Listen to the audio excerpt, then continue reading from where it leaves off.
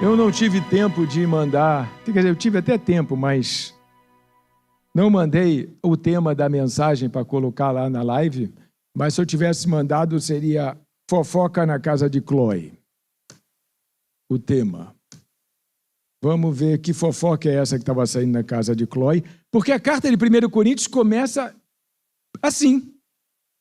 Ela começa assim, e os 3 primeiros capítulos da exortação de Paulo foi por causa de uma fofoca na casa de Chloe. Vamos ter uma palavra de oração para mudar de uma página para outra. Deus e Pai amado, soberano Senhor. Paulo começa falando que ele é grato pela igreja de Corinto. Ele é grato pela igreja de Corinto. E no verso 5, olha só como ele fala: porque em tudo vocês foram enriquecidos nele, em toda a palavra e em todo o conhecimento. Assim como o testemunho de Cristo tem sido confirmado em vocês, de maneira que não lhes falta nenhum dom, enquanto aguardam a revelação de nosso Senhor Jesus Cristo. Olha para mim. Então, ele está dizendo assim: puxa vida, vocês são muito bons, vocês são ricos, porque não lhes falta nenhum dom. Havia todos os dons. Depois vai ter uma sessão só para falar dos dons lá na frente, né? Organizar os dons, de tanto dom que havia. Havia todos os dons na igreja de Corinto. Que legal, né? Mas o motivo da carta não era esse. O motivo que ele inicia a carta, ele começa fazendo esse elogio, ele começa vendo o que havia de positivo naquela igreja. Porque, irmãos, em todo lugar, mesmo que hajam erros, existem coisas positivas, e ele mostrou isso, que é uma igreja onde o Espírito Santo manifestava todos os dons. Que coisa fantástica, né? Coisa de Deus mesmo. Mas ele continua no verso 10 assim: irmãos, pelo nome de nosso Senhor Jesus Cristo, peço-lhes que todos estejam de acordo naquilo que falam, e que não haja divisão entre vocês. Parece que eu estou vendo que ele está falando para hoje. Pelo contrário, que vocês sejam unidos no mesmo modo de pensar e num mesmo propósito. Havia alguma coisa acontecendo naquela igreja que cada um tinha uma opinião. Cada um tinha uma opinião, era coisa grave. E Paulo aí manda essa carta, dizendo: olha, vocês estão desunidos. Vocês estão cada um para um lado.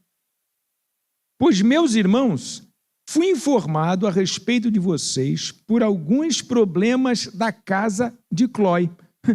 Pois, meus irmãos, fui informado a respeito de vocês por alguns membros, da casa de Chloe, de que há brigas entre vocês. Uau!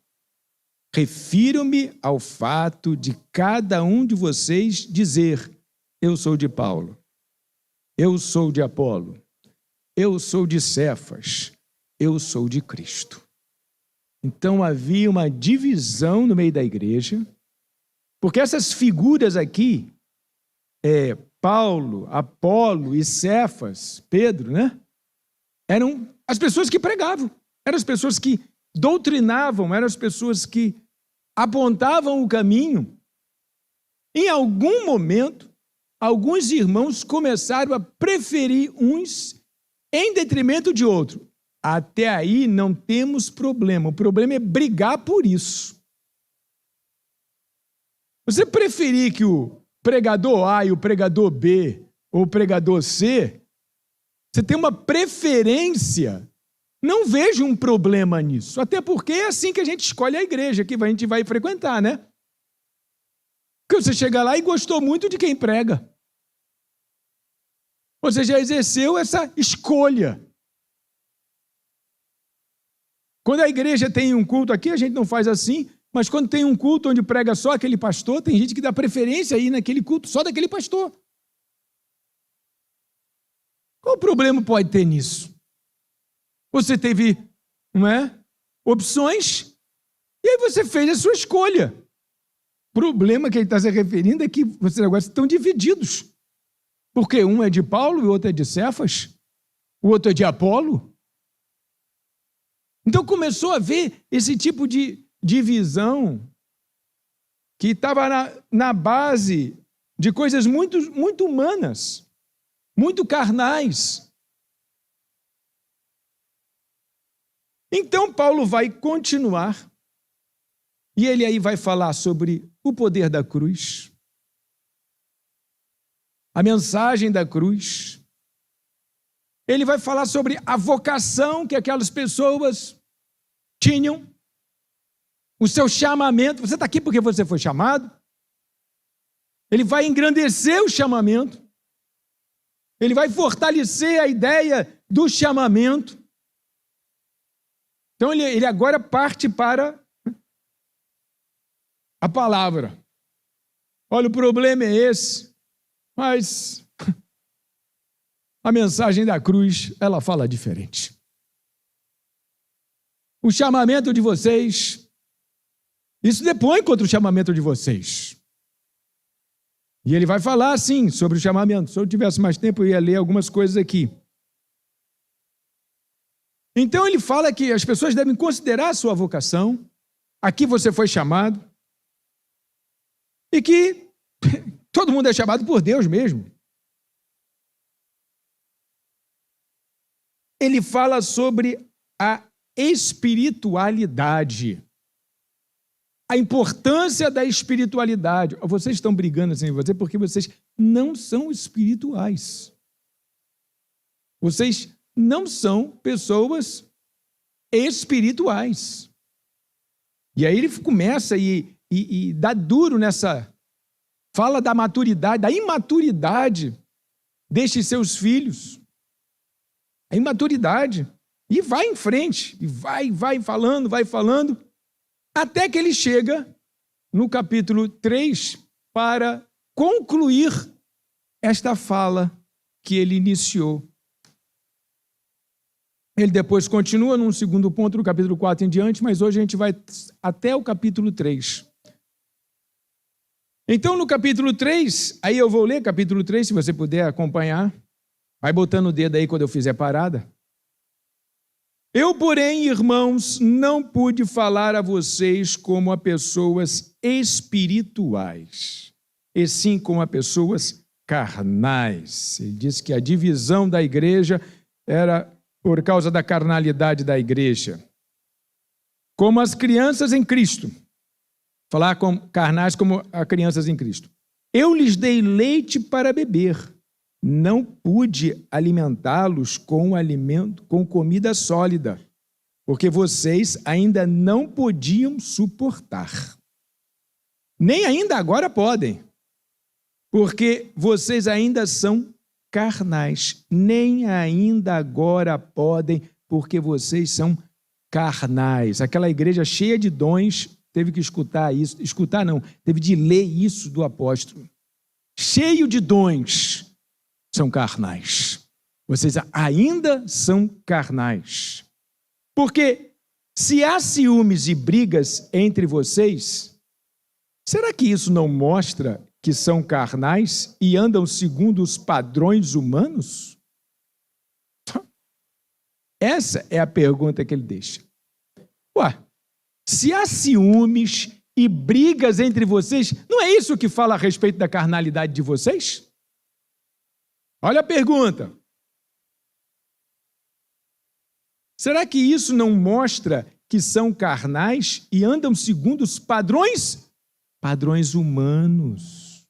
Paulo estava chamando a atenção dos padrões aos quais a igreja precisava se ater. Padrões. Esses padrões são humanos. A briga é um padrão humano. Não é um padrão descrito na palavra. Quando alguém diz, eu sou de Paulo, ele aí volta no problema. Quando alguém diz, eu sou de Paulo, e o outro, eu sou de Apolo, não é evidente que vocês andam segundo padrões humanos? Quem é Apolo? Quem é Paulo? São servos por meio de quem vocês creram. E isto conforme o Senhor concedeu a cada um. Eu plantei, Apolo regou, mas o crescimento veio de Deus. Tipo assim, O nosso trabalho é super importante, né? A gente fez o que a gente tinha que fazer, mas quem dá crescimento a essa obra é Deus. Não é a pessoa que está à frente, não é a pessoa que está pregando. De modo que nem o que planta é alguma coisa, nem o que rega, mas Deus que dá o crescimento. Ora, o que planta e o que rega são um, e cada um receberá a sua recompensa de acordo com o seu próprio trabalho. Parece até que a gente poderia pregar qualquer coisa, né? Se quem dá o crescimento é Deus, então eu posso pregar qualquer coisa, né? Eu posso falar de qualquer jeito, eu posso... né? Porque quem vai dar o crescimento é Deus, não tem problema. Mas tem essa frase aqui: ora, o que planta e rega são um, e cada um recebe a sua recompensa de acordo com o seu próprio trabalho. Opa, é o tal do galardão, né? É o tal do prêmio, a coroa. É isso aí, eu não estou falando de prêmio nessa terra, eu estou falando de prêmio depois dessa terra. Não sei nem se tem prêmio aqui, mas que tem lá a gente sabe que tem. Aqui é dúvida, mas lá é certeza. Que a Bíblia não fala de prêmios materiais, fala de prêmios espirituais. É Deus quem dá a recompensa para os seus filhos, os seus servos.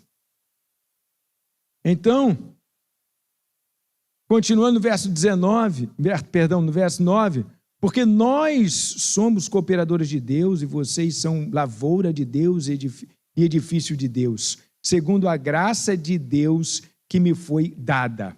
Lancei o fundamento como sábio construtor e outro edifica sobre ele. O problema dessa questão está aqui. No finalzinho ele deixou a cerejinha do bolo para esse finalzinho aqui. Porém, cada um veja como edifica. Uau! Cada um edifica, mas cada um veja como edifica. As igrejas, os grupos, eles são diferentes. Os grupos de trabalho da igreja são diferentes. As denominações são diferentes. Os povos são diferentes. Está todo mundo falando em nome de Deus, lendo a mesma Bíblia, edificando, mas são diferentes. Mas aí Paulo diz para os coríntios, cada um veja como edifica. Porque ninguém pode lançar outro fundamento. Aí ele vai falar da questão principal. Não pode, o que é proibido é lançar outro fundamento. Isso é o que é proibido. Lançar outro fundamento. Além do que foi posto, o qual é Jesus Cristo. E se alguém edifica sobre o fundamento, e se o que alguém edifica sobre o fundamento é ouro, prata, pedras preciosas, madeira, feno ou palha, olha só, ele foi numa escala gradativa, descendente. Se o que alguém edifica sobre o fundamento é ouro, prata, pedras preciosas, madeira, feno ou palha, a obra de cada um se tornará manifesta. Pois o dia, com D maiúsculo, então é o dia do Senhor, o dia a demonstrará. Porque será revelada pelo fogo.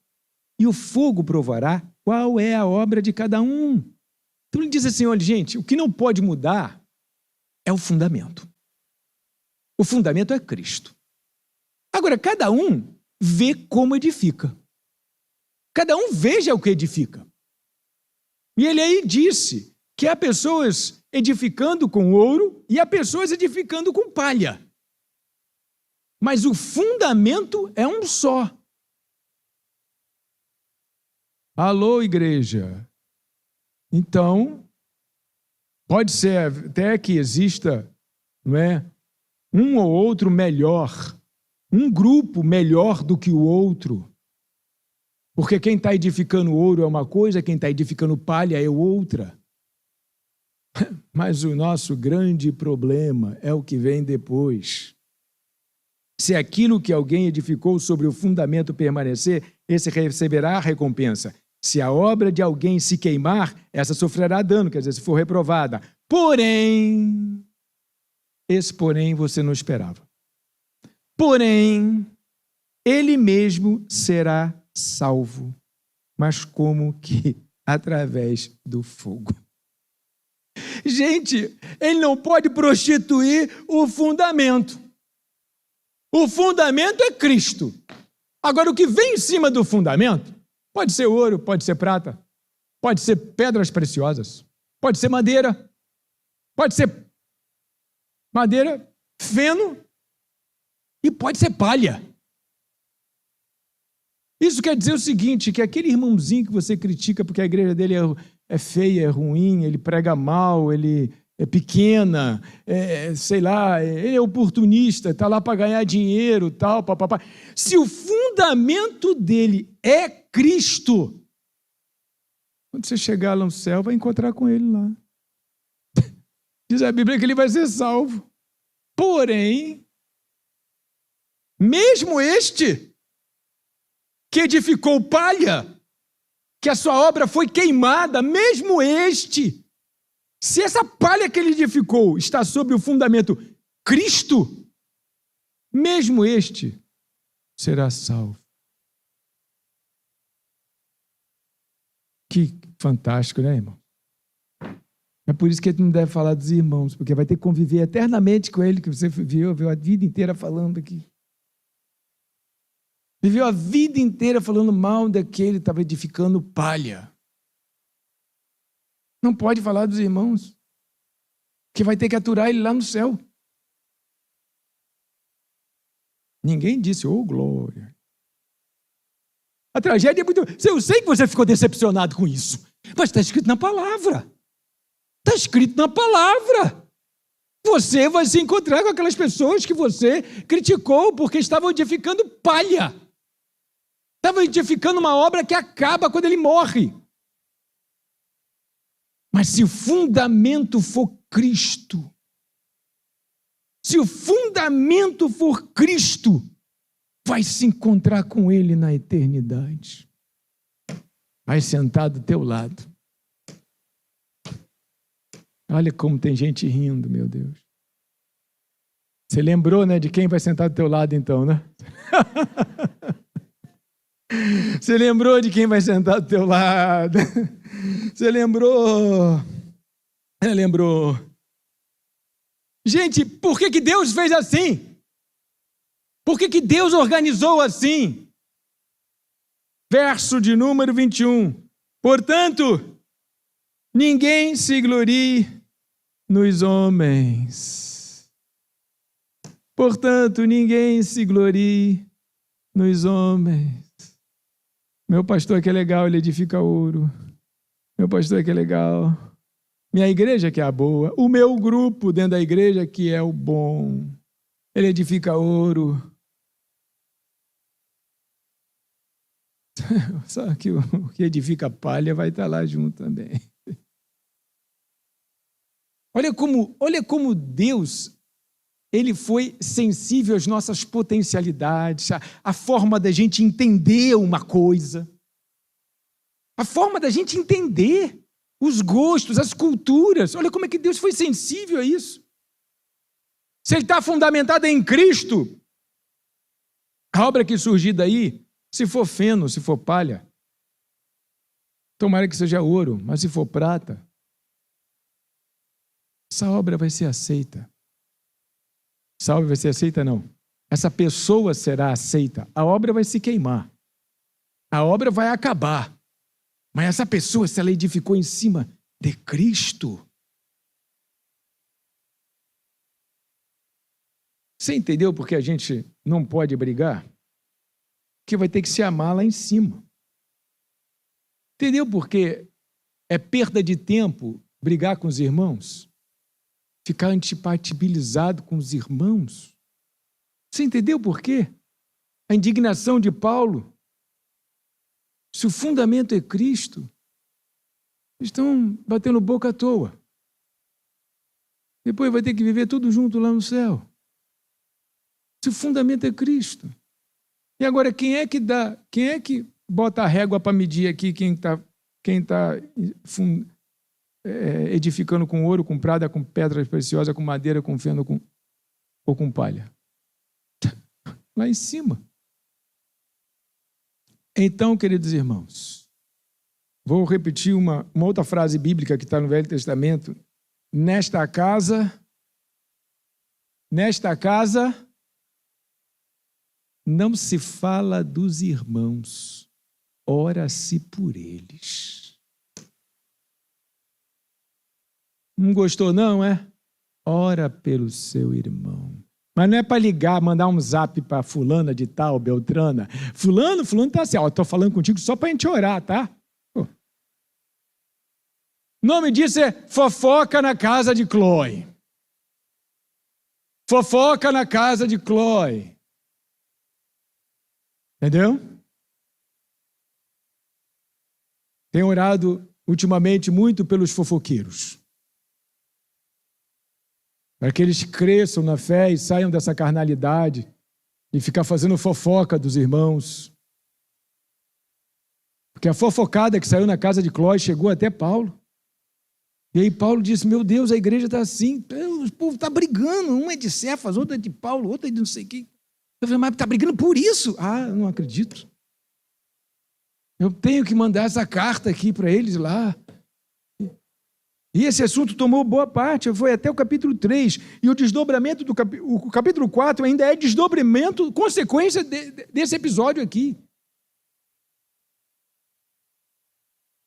Então, queridos irmãos, nós vamos